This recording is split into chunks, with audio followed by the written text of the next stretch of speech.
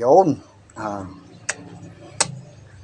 May bago na naman tayong ulam pananghalian. Ayan, wow. Solid. Nilaga naman tayong spare ribs. Ito na kaya to? Oo nga. May kamote. Hindi, patatas yan. Ano? Oo, sarap. Sarap ng ulam namin ngayon. Nilaga naman. Nilagang spare ribs. Yan o. Tapos, lagyan ng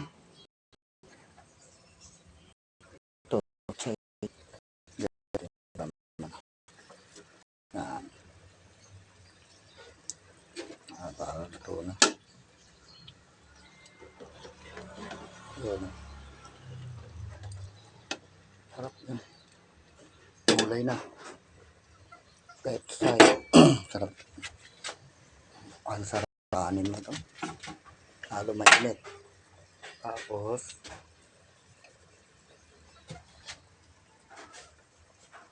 yan.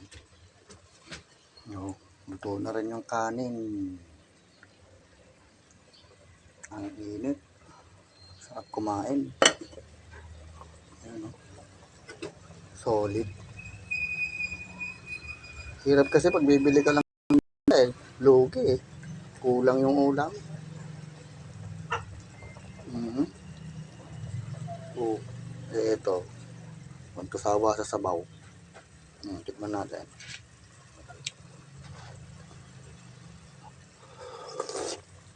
Sarap. Panalo. Sarap. Ang sarap, guys. Panalo. Sarap ng timpla. Ayun, oh. Oh. Hello. Mga guys, kain na tayo. Ang sarap. Tama-tama.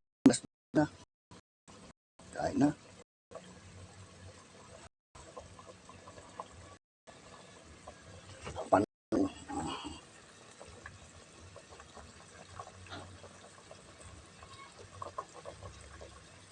Ayan, pwede nang takpan to. Tapos makakain na. Ayan.